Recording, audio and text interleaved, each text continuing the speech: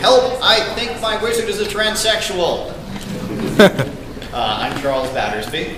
I'm a video game journalist, and I've been an out-of-the-closet crossdresser for about 20 years. And I have quite a lot of experience with transgender characters that I've created and played in many games, tabletop and video. And here are our other panelists. Hi, I'm Eric, otherwise known as Shidoshi on the internets and other places. I currently work for Electronic Gaming Monthly, aka EGM, and the news editor over there. And I've also previously in the past worked for magazines such as Game Fan, Play in America. I do podcasts, such as Born a Future podcast, and play others, and I do lots of other stuff, and panels like these. So. My name is Tyler Black. I'm a psychiatrist at BC Children's Hospital. Charles asked me to come and talk a little bit about this issue. I'm sort of last minute, so I'm not as prepared as I normally would be, but it's fun to be here, and thanks very much for the invite. Thank you for coming. Now, Janelle Jaquays and Rebecca Heineman, who are scheduled to be here, they're on the West Coast. They had some travel problems. But if you check out the Press XY website, coming up this week, we'll have some videos that they created regarding the panels we're doing here at PAX East. Yeah, just mention that if you do go to pressxy.com, all of our previous PAX panels, both PAX Prime and PAX East, are up there in some form, as well as links to all the guests we've had. And right now, let's launch the discussion with why is it important to have transgender characters in a video game anyway?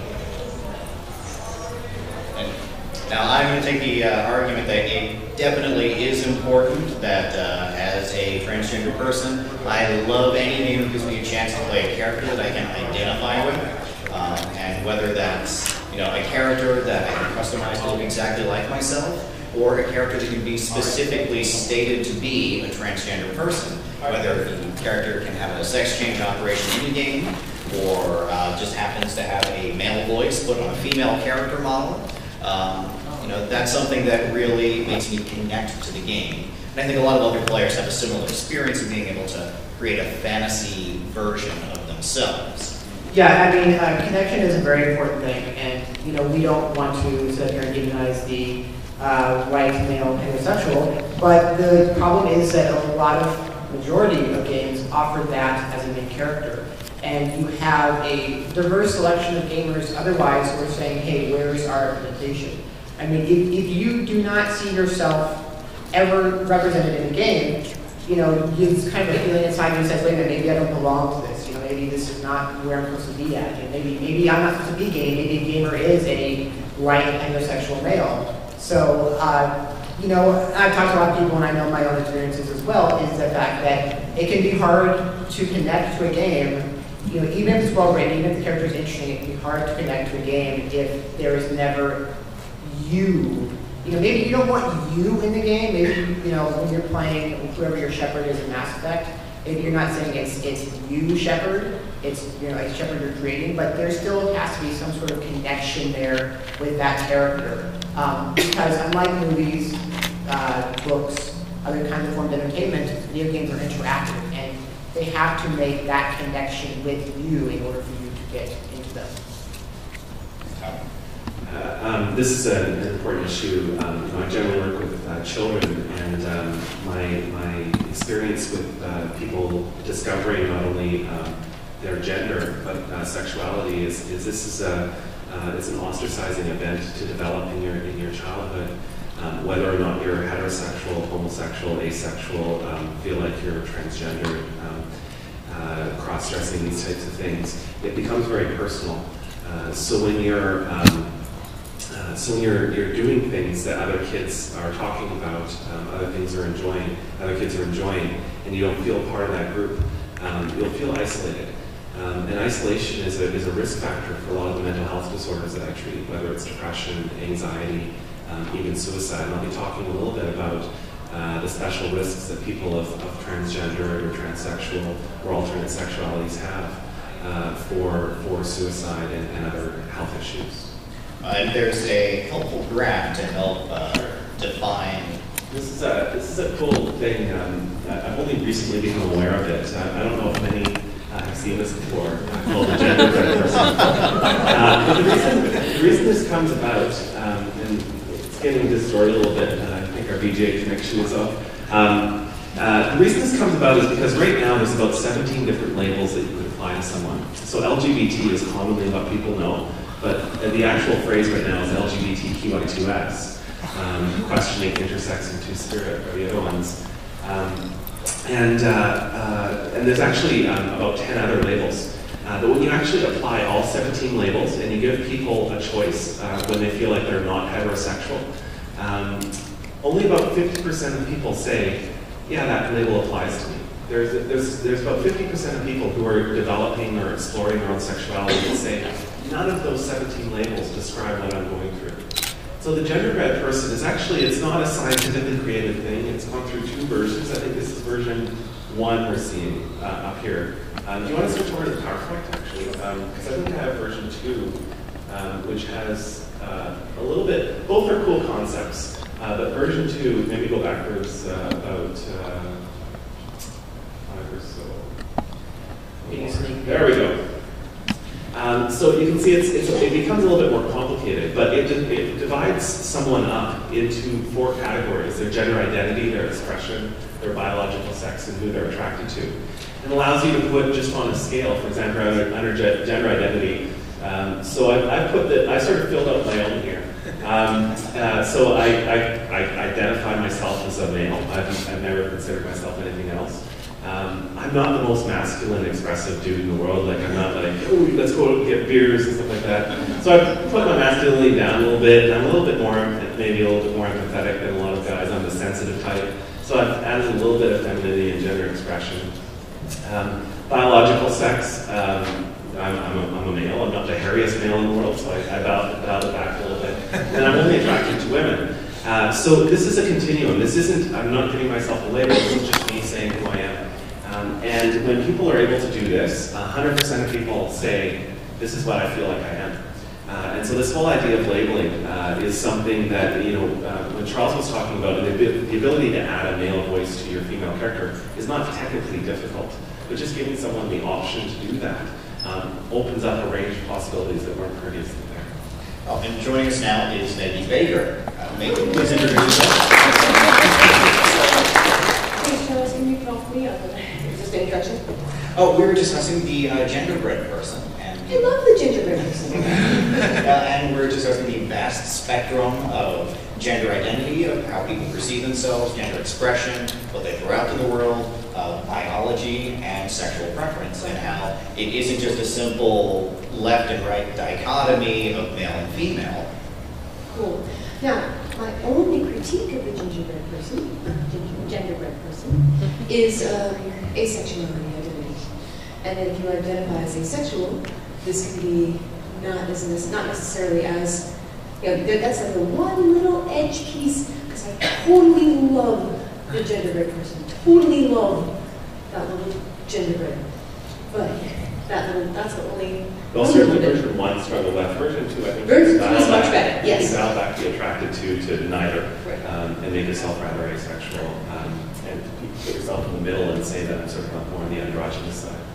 But it's an attempt. It's a good attempt. It's better than saying somebody's gay or transsexual, or that makes people stereotype and things like that. I also I want active sliders. I don't know why. I just think Yeah, I drew the sliders. Yeah. It's so fun.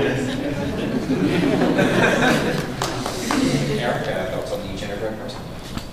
Great. And we talked a little about this on the prior panel, is that there really, the idea was that you either were a guy or a girl, female, and the things aren't binary like that. There's a whole lot of in between, and that's fine. And kind of the argument was, it's just be who you are, and if you don't feel like you fit into a certain label, that's okay.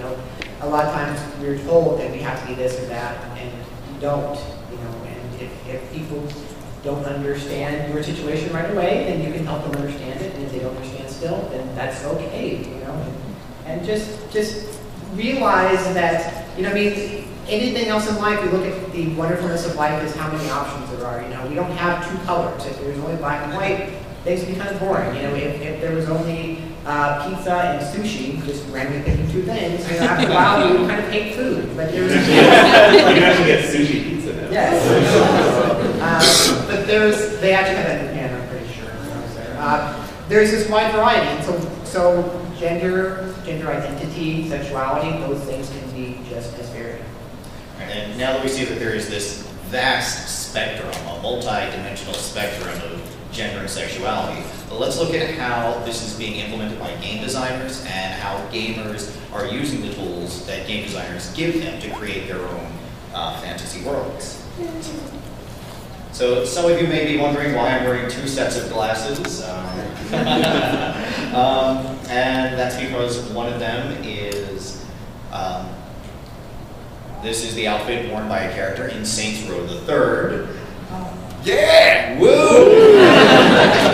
There are a lot of games that do let you choose your character's appearance and create a customized character.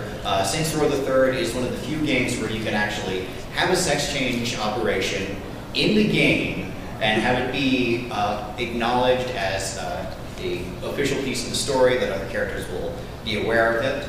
And you can also spend the entire game with a male voice on a female character or a female voice on a male character. And after 70 hours of playing through Saints Row the Third with a wisecracking transvestite protagonist, I had forgotten that it was a customized character and just thought I was playing a game about a smart-ass transsexual that beats up people in the city of Stillport.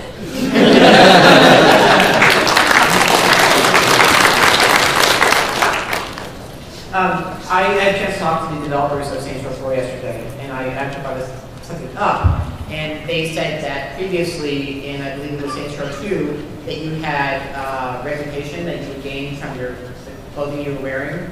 And what they said was they decided to not do that anymore because they didn't want to tell the players what was right and what was wrong as far as clothing. They wanted to give the players a chance to decide for themselves. And there are always things in games where we can say maybe this could be done better, maybe this was a little questionable. But I think Saints Row really is an interesting series because they really enforce the fact that they want the player to say that whatever they want their character to be is okay, and they specifically go out of their way to be careful in not gendering pronouns. And this has been especially an issue for the next game because of course we play as the president. And we usually have, Mr. President or whatever, so they've had a rough time with that. But they are really putting in a great effort to say, whatever you want to make your character, that's okay. We're not going to penalize you in game, and we're not going to have other characters talk down to you because of the choices you made. So.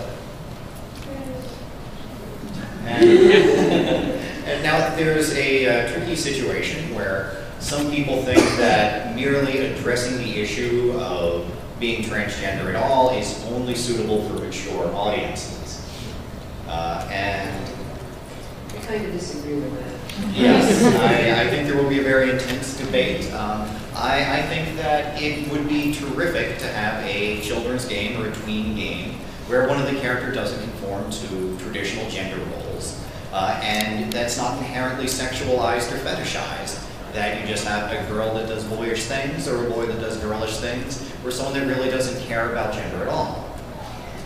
Well, scientifically as well, what we know about childhood development is sexuality develops somewhere in teens. Gender develops much earlier than that.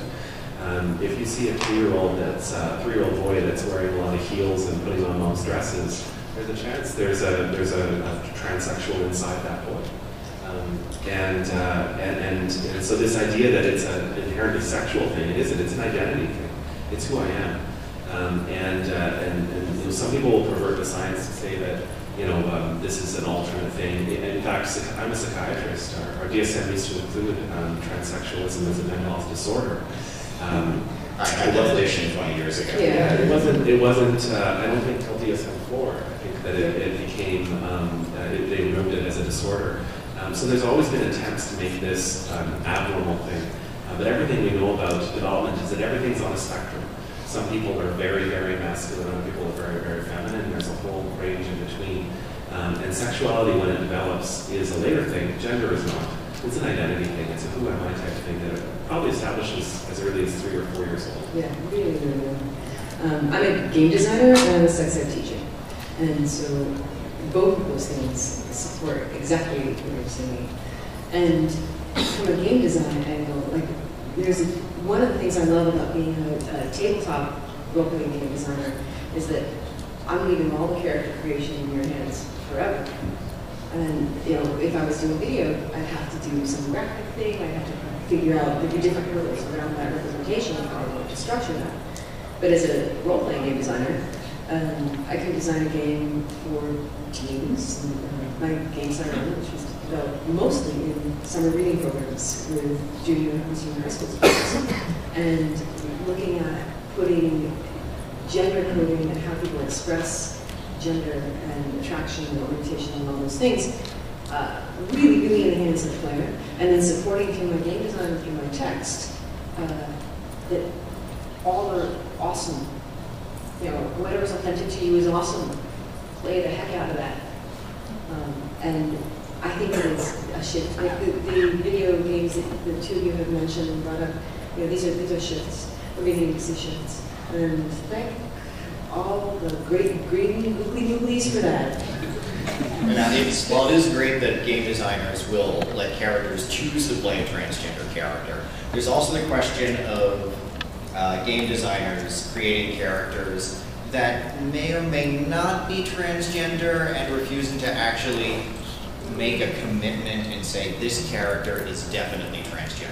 So, of course, if you were at our panel last year, I talked quite a bit about her, but there is the character Poison, Capcom's character, who was originally, who was originally in Final Fight, and she was this totally nondescript character. And to give you a very, very brief background, the urban legend goes that when the game Final Fight was brought to America, somebody said, hey, wait a minute, we can't let you beat up women, that's not a good thing. So they thought about it and they, well, what if she used to be a guy? And they were like, okay, you can beat her up.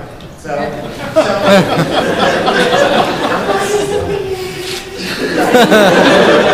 not addressing sexism. So, the exacts of Poison's history are still a little muddy, but the fact is for 20 plus years, Poison was considered to be a transgender character.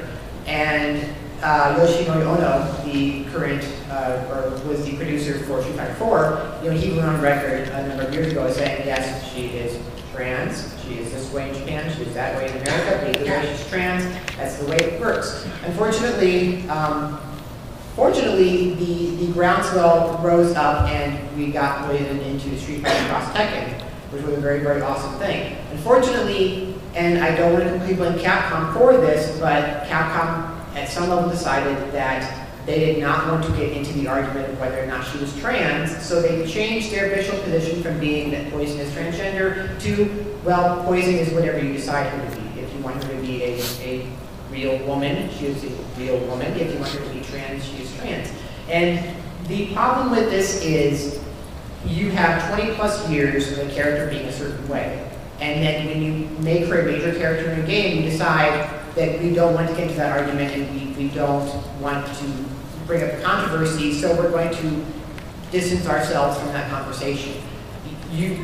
Poison as a character, there are not a lot of great representation for transgender characters in gaming. Poison was one of the few prominent ones that we had, and then basically she was taken away. And the entire argument of whether or not it's important for games to have transgender characters and whether or not it's important if Poison is trans gets weakened when people can now say, well, Capcom says she can be a girl and I want to factor her, so now I can feel comfortable factoring her because I'm going to say she's a girl.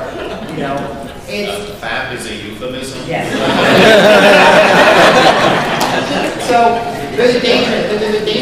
It's like, can you imagine if we had a character who was a black character who had been around for 5, 6, 10 years, and then all of a sudden some of the company decides, we're going to make him white instead. Well, they made Storm white. Right. And then it goes on that Marvel's whole new thing. And now Storm is white. You're like, yeah, because we don't want the controversy. And again, I want to be careful about what we say about Capcom because we don't know their internal conversation about this, but still that problem and this issue with Poison is out there. And There's also, you were about to say something? Oh, I just have really strong opinions about other games. I really do. Because, like, you're right, we can't say things about what Capcom's internal process is. But part of it, as you mentioned, is the thing of, like, we don't, it's a marketing decision. They made a marketing decision there. Of, like, whether they wanted to stick by their character, or whether there was a marketing decision involved in backing off from that. And the unfortunate reality is, when you give players a choice of saying whether or not a character is going to be a minority, they're not going to pick the minority option. They're going to pick whatever they want for themselves. But the great thing is, gamers have the option to do the exact opposite, even if the game designer doesn't say that this character is gay or this character is a transsexual or a transvestite.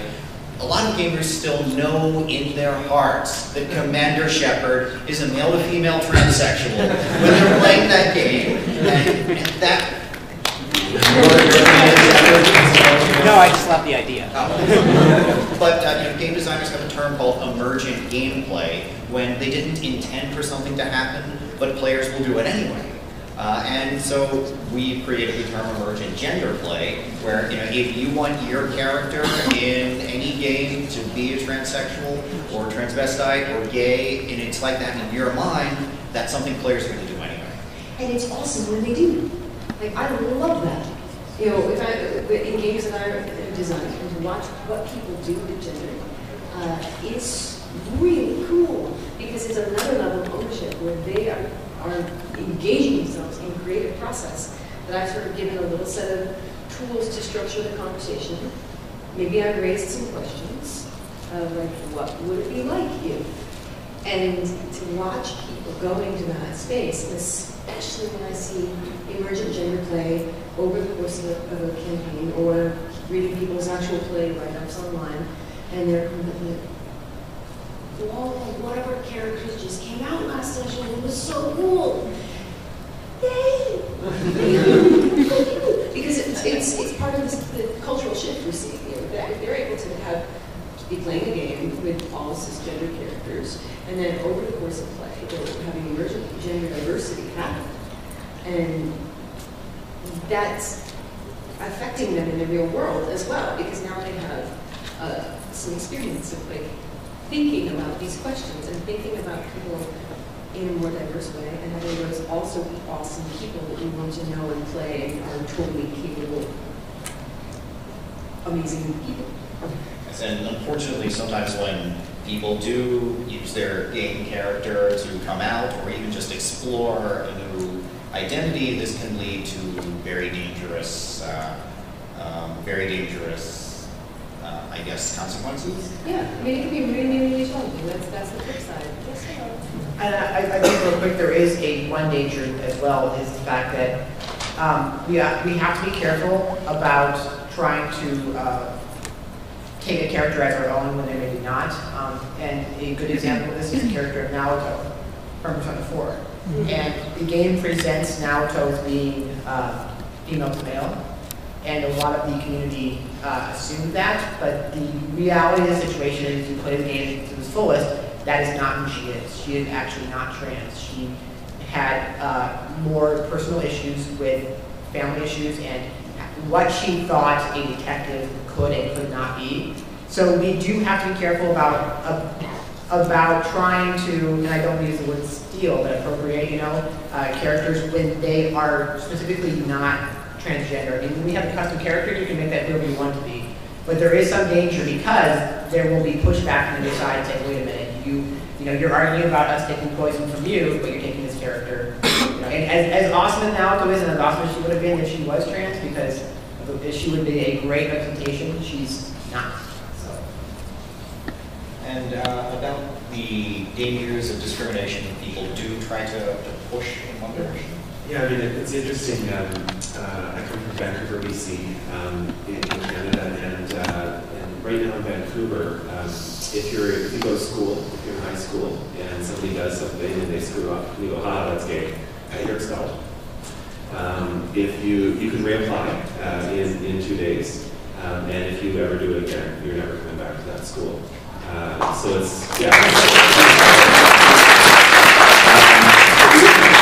go far outside of Vancouver to find a town or a city where you could say that and the teacher would laugh. And you know, the type of discrimination that we see that people of alternate sexualities and really minorities in general encounter, it isn't just a minor thing.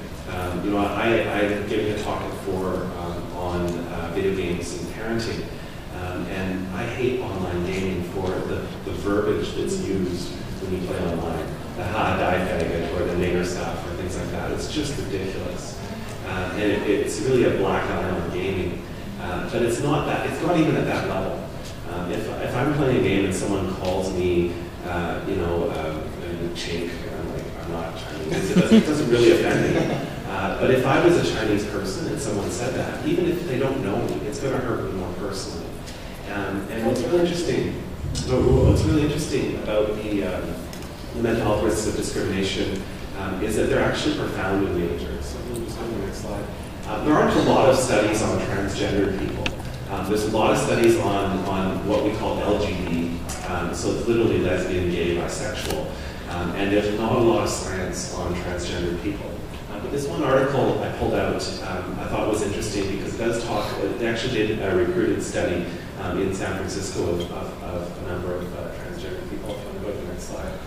So what we know is that LGBT people are more about 3 to 6 times more likely to attempt suicide, as well as 3 or 6 times more likely to die by suicide.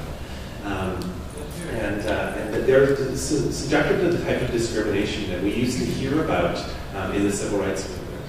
You can't eat here, you can't work here, you can't be here, you're not allowed to dress like that, you're not allowed to exist, I don't want you eating the same food as me. The type of human rights stuff that we used to see in the 50s during the civil rights movement.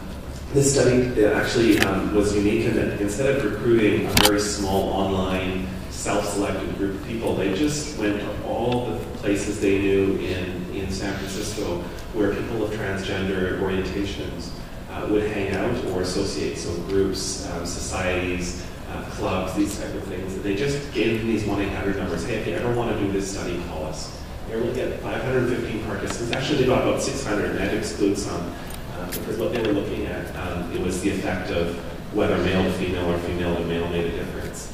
And the results were actually pretty disturbing. So when I talk about discrimination that people of transgender orientations have, it's not minor stuff. 60% reported having a history of being sexually assaulted. And that's an incredible number.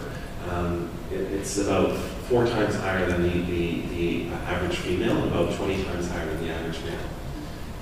Verbal discrimination, 83% saying that they've been verbally discriminated against. Physical discrimination, which included assaults, literally being assaulted for being gay, for being transsexual, sorry, 36%. And having attempted suicide, 1 in 3 had attempted suicide, which is about 2 or 3 times the rate that we would see in cisgender people. The younger the person, the more likely they were to report these things. So the actual number of self-reported rapes in the under 25 group was 83%. And so it's not really getting better yet for younger people in the transgender orientations. Do you think that the study, the increase in reporting from the younger population, do you think that means that it wasn't happening in the younger population? It's hard to say. These types of studies don't give us a lot in terms of answers because we're not selecting the population from an early stage. So the younger people might be more comfortable reporting it. Absolutely. What was really striking about this study to me is that this provides the numbers that we would traditionally associate with a high-risk group. So if I wanted to target someone and say, hey, we want to talk about depression or suicide prevention or something, the transgender group gets all of the notes that we would look for in a vulnerable population. So when a vulnerable person is being picked on, they're already at the edge of the waterfall. They don't need a lot more to push them over. I would say mental health is like a bathtub. There's a faucet at the end of it that's adding water, and there's a drain. And when the bathtub fills, we'll all lose our mental health. And if your drain isn't big enough, you're poor coping skills, it will fill up quicker. But if you're getting a lot of stress, if the faucet is turned on too high, it'll fill up as well. There's some really strong transgender people I've been there who've experienced stuff that I would never even want my worst enemy to encounter. And they're going along fine. But we do know that these people have just a stronger faucet. They've been experiencing a lot more their whole life. I'm sure even just walking around PAX, Charles has got more looks than some. Well, I tend to have a Ayn Rand, Howard Rourke mentality about it, so if people don't like what I'm doing, they can get out of my way.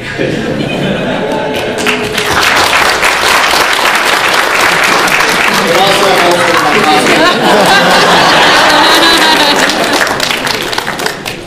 But a great question we can explore right now is, what can the gaming community do to help with these issues? It isn't just a question of hurting people's feelings, it's a question of people can kill themselves because of being bullied and harassed, and people can get assaulted and murdered just for being a transgender person. So what can you as a gamer do? And some games will have segregated communities where they have a all-gay chat room, or there will be all-gay, lesbian, transgender clans and forums, and some games will even go so far as to have a special server or an area of an online game that's designated as the gay-friendly area or the trans-friendly area. And some companies have gotten into trouble for doing this. Most recently, Electronic Arts, they do Star Wars, The Old Republic Online, and they did an awesome thing where they had a whole planet which is designated as the LGBT-friendly planet, where you can just go and do whatever you want. And they got nailed by both sides, with conservatives screaming, "You're sending the planet of the gays after our children." And you know, a lot of LGBT activists were angry because it's the equivalent of having a seedy bar on the edge of town where everyone goes to cruise. And so what are thoughts on integration versus segregation? It's, you know, I'm sorry, you go. I'm just all excited about that. I have to like, oh, this is how you're going to change. No, I was going to say it's a really, really tough choice, and I don't know that there's always an easy answer. Because on one hand, you know, as we talked about on Friday, you know, I mean, look at female gamers in the gaming community. Look at how much they are still struggling for acceptance and being respected. You know, oh, girls go gay, and, you know. So if we can't even fix that yet, how do we fix it for, you know, the LGBT community? So there is a lot of potential in saying, okay, here's a safe place for you to go. You know, here's a safe place for you to find other people who are like you and who won't, you know, judge you or ridicule you for who you are. The other side of the coin, though, in kind of some of the things I've experienced, is the fact that there's a danger in kind of locking yourself away from the rest of the world, you know, and in saying, I'm going to go find that safety net, I'm going to go find people who are like me and who won't judge me at all. You kind of do lose a little bit of the reality of life, and the fact that you are going to encounter that out there. You are going to encounter people who are not like you, and you have to figure out ways to deal with those people. So it's you know, it's tough, and I think kind of in my experiences, I've found that I tend to act more towards the all-encompassing world, and yes, there are real jerks out there, to say it politely, but that's kind of the real world. That's like, I don't want to lock myself away and kind of cocoon myself and then not be ready to deal with what's going on out there. And so it's tough, and I said, I don't personally, I don't know that there's an easy answer of if there's a better or if there's a worse, and maybe the option should be for both. But you know, with the Star Wars gay planet, it does kind of feel like, okay, we're gonna give you, you know, like the kind of Native American situation. We're gonna give you your little territory in this world.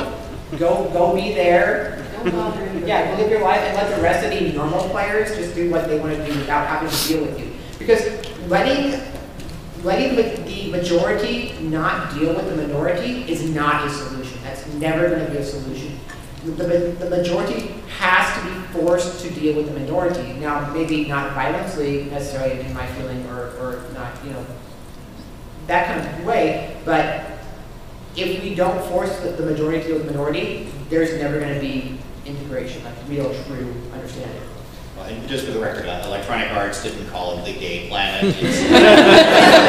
It's just a planet with the regular Star Wars names that's been, you know, acknowledged as the gay-friendly world that you can go to. So I think that in the question between integration and segregation, I'm an integrationist.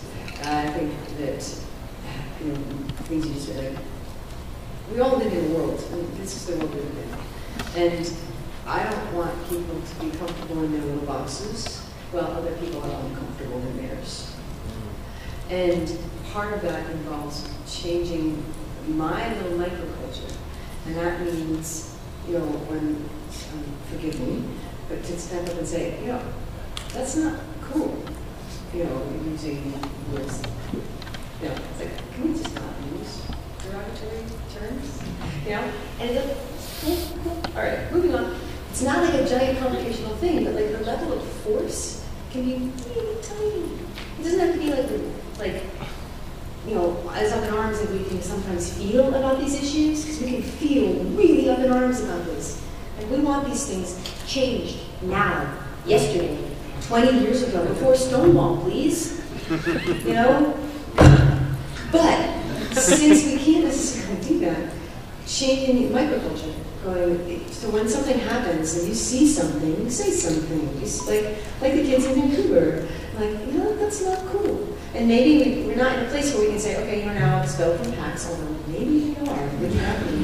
But the point is that if we have a place where we have the courage to say, hey, let's, you know, let's just not use that way of dealing with other people, whether it's homophobic or, you know, ethnically generated or gender binary or whatever, all these things. But there's a key here. You brought up a safety issue, which I think is important. So when you're going about changing your microculture, whether that's like your 5 people who you play D&D with every night, and you have from, or every night, wow. Every week. Okay, D&D online, you play every night. So whether it's just those 5 people, or whether it's a place like this, in this whole room, you know, if you're feeling scared, because it can be dangerous, it can be revealing, it can be really dangerous. Like there are people who are really stepping out, even as an ally, can be dangerous. So a thing to do is like find one other person to be an ally. So like there's this person over there. There's a person over there. I don't want to point at anybody. There's a person over there who's being really wicked homophobic. Can we go just tell them to chill that out? Awesome. So the place this happens to me is people cosplaying Nazi SS guys. And that's heavy duty. And like I've run into a couple of this was years ago because they've stopped. Because there's a microculture of people going and saying, really? It's not even like, you know, you're just straight up playing Nazi. That's not so cool. I'm going to go over here and give this panel about awesome stuff now.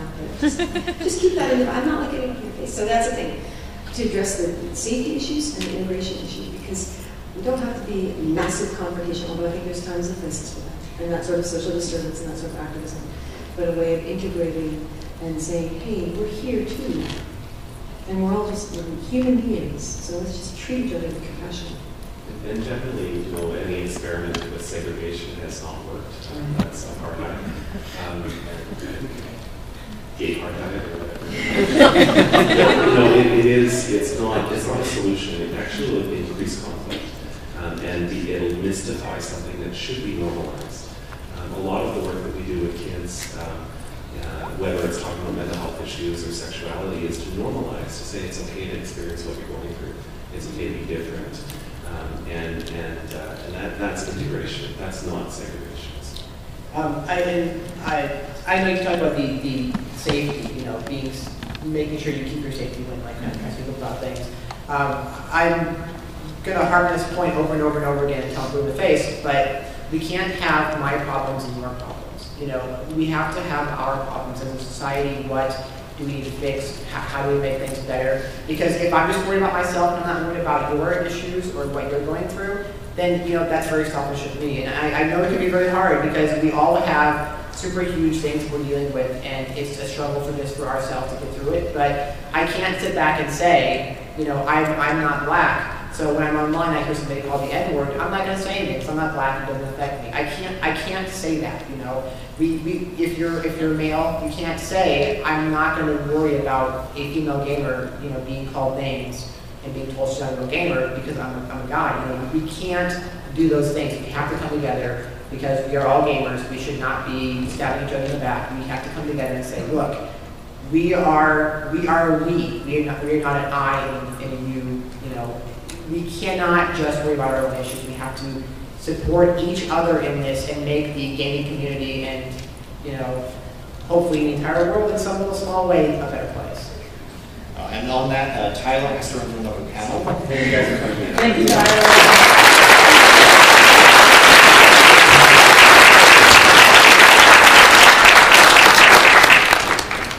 But we would also like to throw open to questions.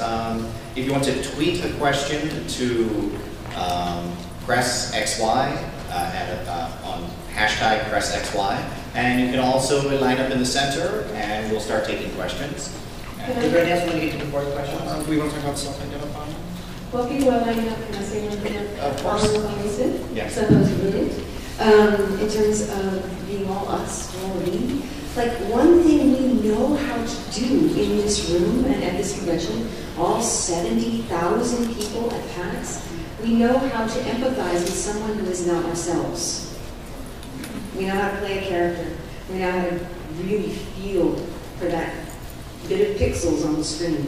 So if we can't step from that space to feeling empathy for other actual breathing human beings, what is up with that? That's the griefer mentality, that it's just some little elf on the screen and there's not a real person attached to it.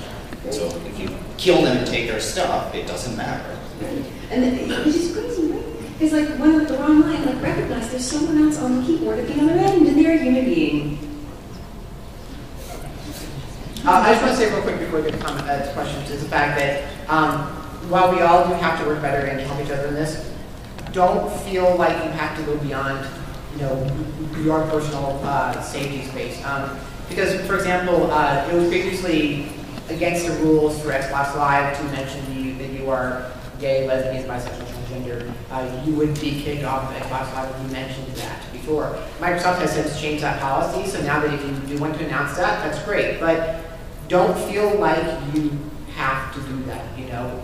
Do whatever is comfortable to you. I mean, there are some of us who love to speak out and talk about these kind of things, and if you want to have the fight be a quieter fight for yourself, then be okay with that. And if you want to be out there and loud and proud, great. But you know, just be what makes you feel comfortable, and don't feel like you have to be a martyr or representation for anything. And let's jump into questions. Okay, so I just have a question about the segregation versus integration. Is that more of just allowing the communities to have freedom to set up their own kind of like areas that they would like? So instead of having like a reserve where people are allowed to be at, they can, if they want to, they can set up a spot somewhere else, and then this is like their community. It's still sort of a form of segregation because they're all together, but it's just they have the freedom to do that. Is that what you mean by that, or? Yeah, right now game developers are, they're exploring different ways they can do this, and sometimes that's just having an unofficial gay-friendly server, or allowing players themselves to create their own clan that can be whatever that clan wants. So at this point, it's mostly unofficial LGBT-friendly areas, or allowing players to create their own LGBT-exclusive areas. And as far as I know, there is no company that has a official gay reservation where you must go after, failing the gay test. So right now, it's pretty much just, player choice and developers exploring, the right thing to do with very small steps. I think forced segregation is bad, but for example, we have the upcoming GamerCon. I'm not totally in love with the name, but I love the idea. And I love the idea that, we can have that community there, and we can have events like that. But I think it's when it's forced, like, if you have a game where it says, okay, yeah, if you're LGBT, you have to play on these servers. If you are, not, you have to play on these servers. I think that's where things that could be scary. Yeah. Okay. Yeah. Earlier you had talked about like however just treat normal in the game if you were like transsexual, like Saints Row or like Mass Effect or something. But do I think this might cause a problem where perception versus reality, where the reality is people really are made fun of? And instead you could have an option where someone could make fun of you and you can either A, try to talk it out rationally, or B, beat the crap out of them? That would be awesome. If any game designers are listening to this panel, it would be terrific if they could have a scene or a mission where you have the option of fighting bigots. Or I don't think there's a lot of game designers that would want to have a mission where you can ally with the bigots. But it would be terrific if there was an option of have a reasonable conversation with a jerk, or just kill them on the spot. Actually space races in Mass Effect, so. Oh, yeah. Pamela was on part of my like, hi, I know you. Is dealing with nonviolence, like nonviolent conflict resolution, and there's ways that you can do awesome structuring of your stories without there being horrible violence and harassment. So I love the idea that they can talk them out of it. My only concern, especially for people in the transgender community, is that games are an escape. They're an escape from the reality of their situations, and games are a place where they can be who they want to be, not who they actually are currently in their life. So I personally have a little bit of a concern saying that I don't necessarily want that in my games. I want games to be more of an empowerment fantasy where I can do whatever I want, not just dealing with the same crappy stuff that I have to deal with outside of my life. Yeah. Next question. I have two questions. My first question is when dealing with communities online. Personally, I've dealt with more verbal harassment online than I have in the real world. Because in the real world, when someone's saying something, I can just be like, really? That's all you could come up with? I come up with a better argument. But online, people, since they can respond to you anonymously, since they can respond to you anonymously, there's that whole issue, you can't respond to them, you just see their comment, there's no way of really stopping that person. In your opinion, what would be the best way about handling something like that? If someone's being a real jackass to you in a forum or online, report them. Yeah. Most big game publishers, they have people monitoring their communities, specifically looking for harassment, and the major consoles and major digital distributors will usually have some way that you can report a screen name for harassing comments. And unfortunately, I think at some level, though, we don't do anything. There's that Coffee Penny Arcade, comic that I'm sure we all know about what anonymity plus the internet does to people,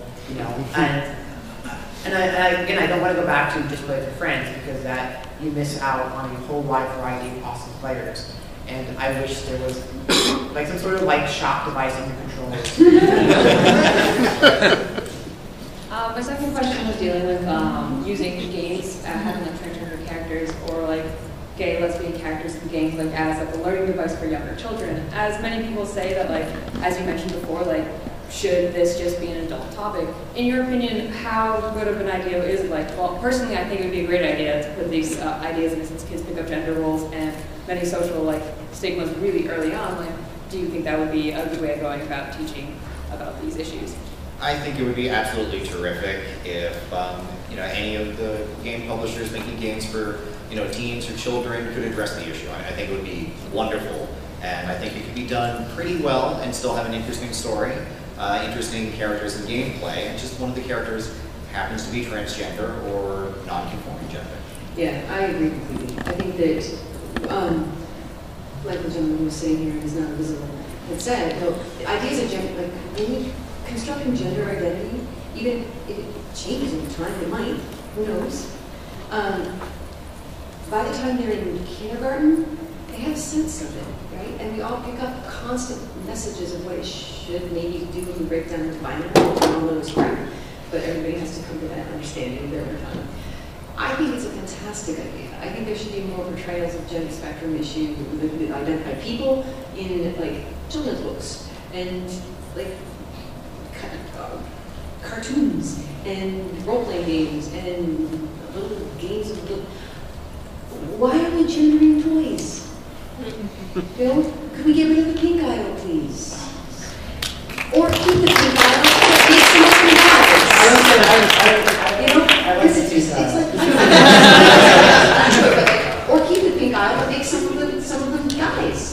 You know, why not have everything be for everybody? And so this is a place where, when you look at designing games for elementary school kids, right, in the sort of 7 to 10 range, they are incredibly, profoundly aware of gender issues.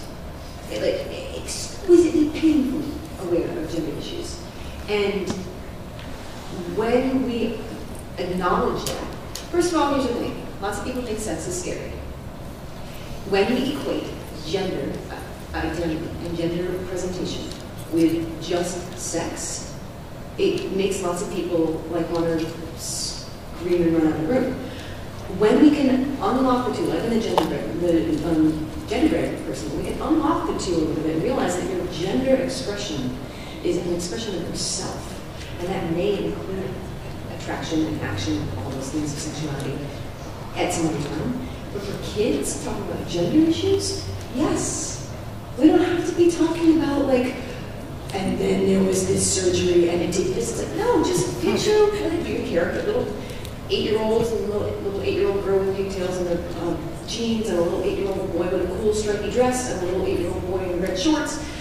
Moving on. Why is that a problem? I think, just real quick, two things. Being somebody in the media and seeing how games are presented, I think gendering of games is complete BS. You know, why do we have guy games and girl games? Why, games should be for everybody, and just put them out there and say whoever's going to come play them, and that's great. The other thing is, look at how we're still with the gay and lesbian issue, how that's, that was originally, oh my God, it's all about sex. They just want to go out and have sex, and that's all that culture is. And we're getting past that, but we're still not completely past it, but we are making small steps to say, no, being gay or lesbian is far more than just what you do with the genitalia you have, So I think that we haven't quite got to the transgender part of that yet, and that's going to be another long struggle of, again, because some people still think that being transgender means, okay, this guy is gay, but he feels bad about being gay, so he's going to become a girl so that he can have sex with guys, There's still that misunderstanding of what it means to be trans, so it's going to be a long time before we get past than just a sex-related thing. Thank you, Bart. Next question. Hi, I'm a solo independent developer, but I'm developing something more along the lines of an arena shooter that doesn't really focus on the character as much. You generally, when you play Quake or in a tournament, just kind of choose, a male character or a female character. And as a player of those, I wouldn't normally consider that really an issue, personally to me, but do you consider an issue, for yourself if you're going to play something like a Quake or in a tournament, you say, hey, no, it's just a female character, do you want to take it a step further than that? But if it's just kind of like here's a character biography, does that do enough for you, or do you really, want to really integrate it into the game in a way that it feels correct?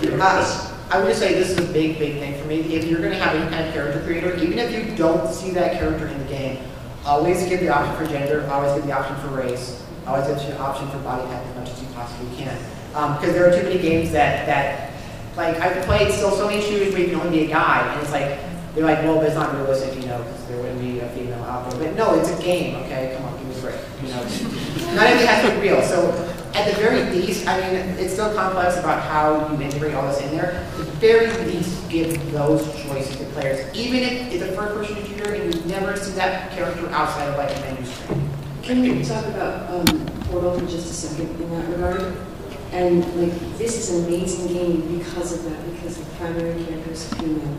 And even though you're from the first person, and you don't really know, and you don't really have to know, but my teenage sons and all of their teenage guy friends, they all know that this character that they love, that they've invested in, that they're playing as, that they're working through stuff with, that they're playing this totally badass woman. That is awesome.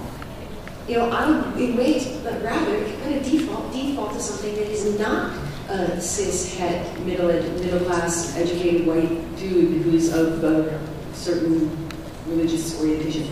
Go beyond. If you're going to have a default, and I would say that if you need that, why? But if you need that, look for a default that is outside the expected default. Always question it can be the default. That's Yes. as they would say. Yes. Is always ask that question. Why? You know, I mean, like, if I'm playing Uncharted, I want Nathan Drake, because he's awesome, that's just the character I want. But 95% of the time, otherwise, I don't think I need a default character. So really consider that option. And next question. Hi, so I'm a bit loath to defend EA because they've certainly had some missteps in their past. But the case of the Gay Planet is really a situation where certain members of the professional media were trolling. This is completely factually inaccurate. BioWare has committed going forward to being more responsive to the needs of the gay community, to include ways to opt into officially sanctioned gay content, which will be presented and available to all players to choose or not choose as they please. And as a process of moving forward with this, they're introducing it in all of their new content, the first of which will be an entire planet which has myriad opportunities.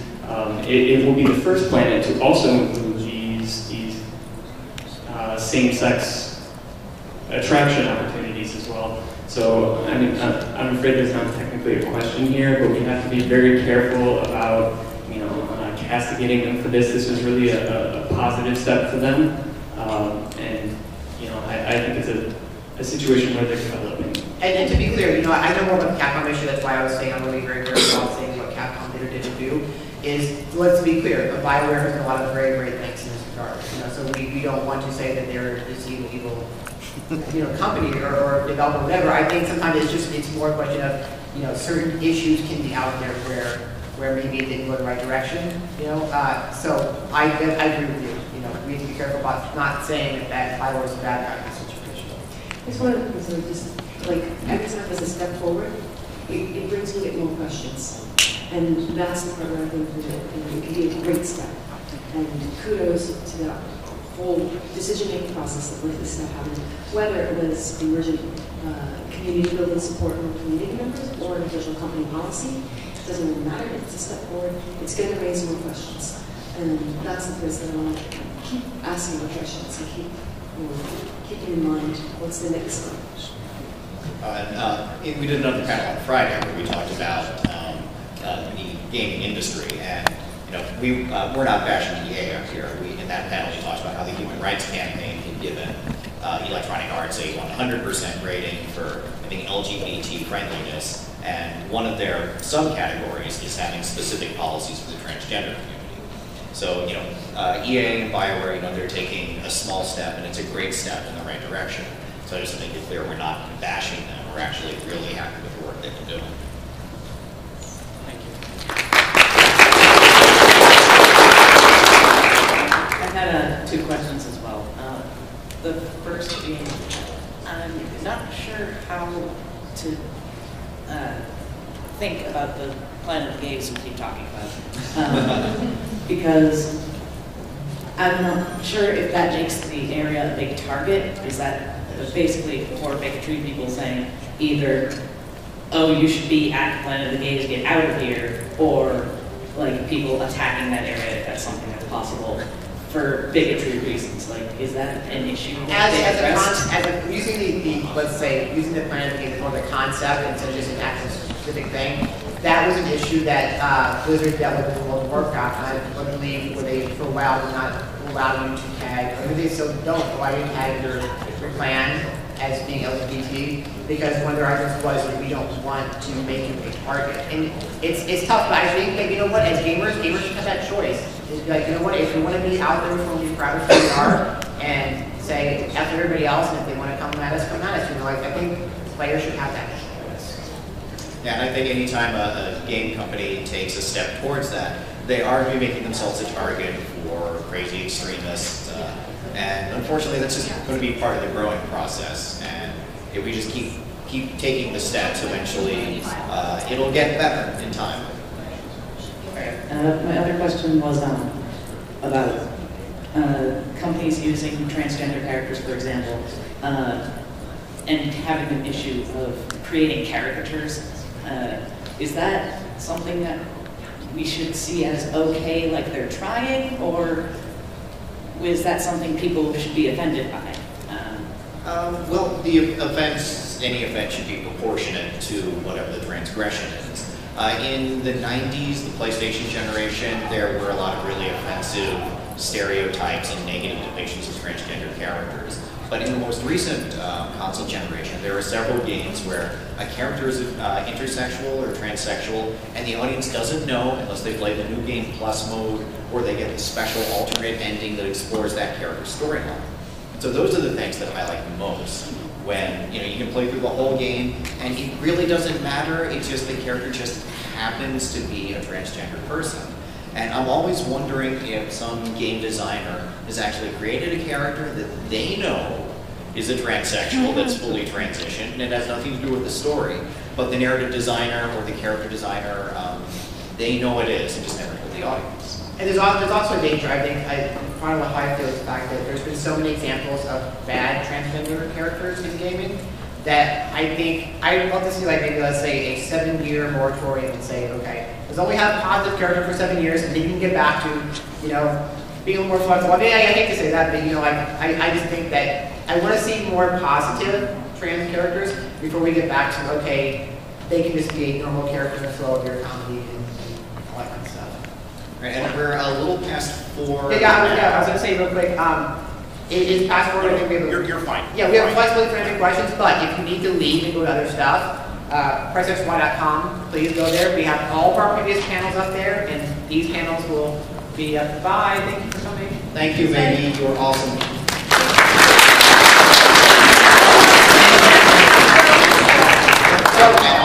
So as I said, if you want to stay and ask a few more questions, that's fine, but you can always go to our website, or you can hashtag us on Twitter. I'm always available for questions. I know Charles likes answering questions as well, so you can hit them on Twitter. Our Twitters are on the PressXY.com website, as well as email addresses and stuff like that. So if you have to leave, there you go. And unfortunately, I'm one of the people that has to leave. I'm doing the Navigator panel in the Phoenix Theater at 4:30. So if you want to ask some questions to Eric, I can answer a few more questions. I don't know how great my answers will be. But but thank you all very much for coming. And if you have any other questions, just hit the Twitter.